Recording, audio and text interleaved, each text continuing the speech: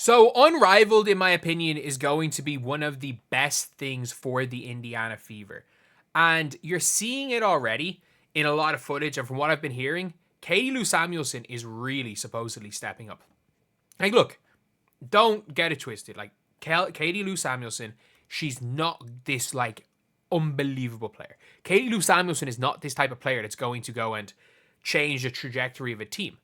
But she's on an untradeable contract. She's on a terrible contract. She's completely untradeable. You can't get off Katie Lou. And the best you can hope for is elite bench production at 7 or 8 points per game. If you can get 7 or 8 points per game from her, shooting in the high 30s from 3, that is all you can ask for. And just being in better game shape than she was in last year. Obviously, she just had a kid. She was going through other things in life. But look, I think you can just see just watching her play. If you've watched Lou Samuelson in the past, I'm someone that didn't really watch her much in the W, but watched her a lot in UConn. She moved a lot faster than she did in UConn. And it wasn't even just the running and stuff. She was just sharp. Her sharpness was not there. Like, she ran hard. Like, we saw her run hard, and a lot of the time she was dropping passes. She was struggling a little bit, but she tried. She ran hard. She put in effort on defense. And I'm sorry her and Aaliyah Boston got called for so many phantom fouls. But if you guys have not been seeing in Unrivaled, just even some of the clips that have been shown, and it's like some of like the passes and stuff that she's been making have been really good. And I want to see if I can find. I had it earlier. If I don't, it'll be annoying if I've lost it. But basically, there was a pass that she made to Satu. And I'm like, okay.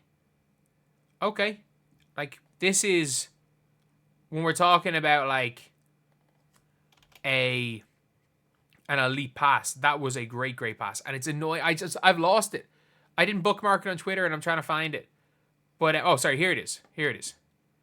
So Katie Lou has got it in the post. And this is her working out of this. And again, this is just some small footage.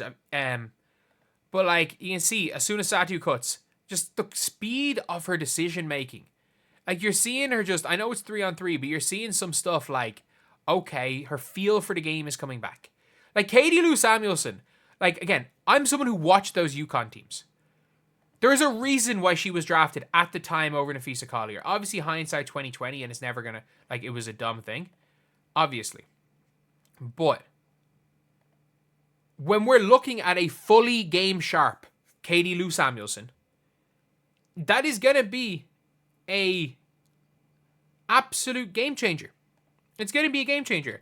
And another thing that Unrivaled is going to do, which is going to change everything for the Fever, is the fact that it is going to make sure that coming into next season, we don't see the early season trying to play their way into game sharpness slump of Aaliyah Boston.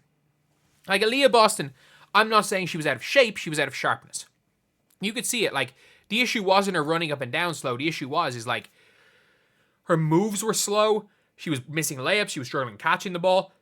And that's all, like, match sharpness. You can't replicate that in a workout. You really can't. Especially as a big. Like, if you're a guard, when you have the ball in your hands and catching the ball is less important, you can replicate what you're doing in games and working out with more time. It's much harder to do that for a big. But I will say,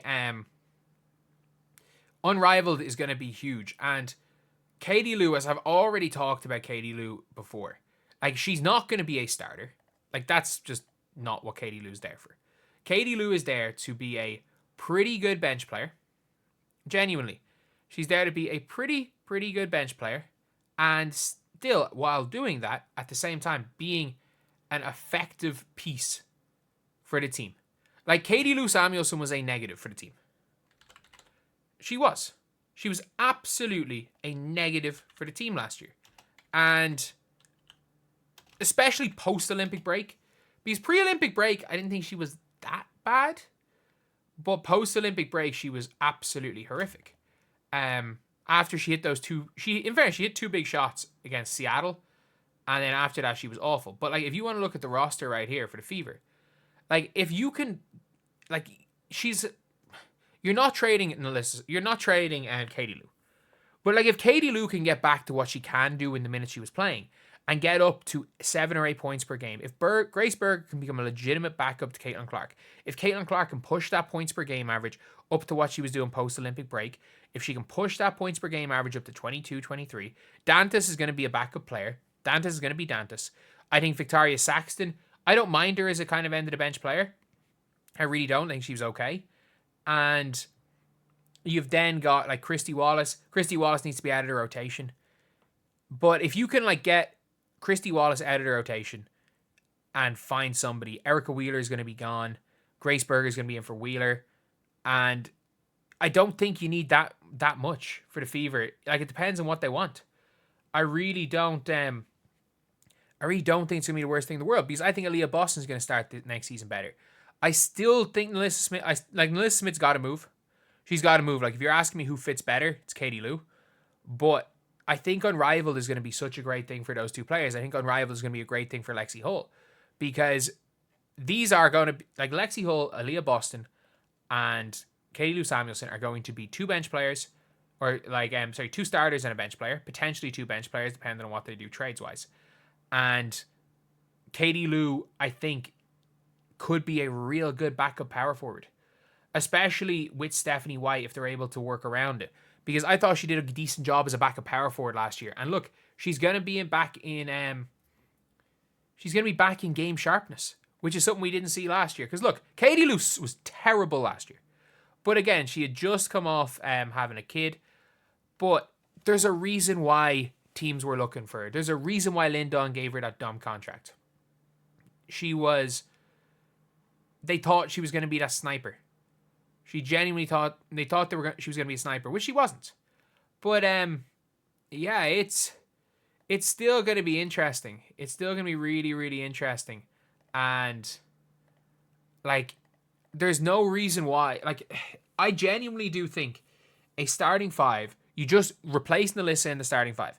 If you can somehow replace Nalissa with an Anissa Morrow, and then if she's there in the draft, and if you can then somehow swing Nalissa Smith into an Ariel Atkins, and you have got a starting lineup of Kelsey Mitchell, Ariel Atkins, Caitlin Clark, Anissa Morrow, and Aaliyah Boston. There's enough shooting there to go around.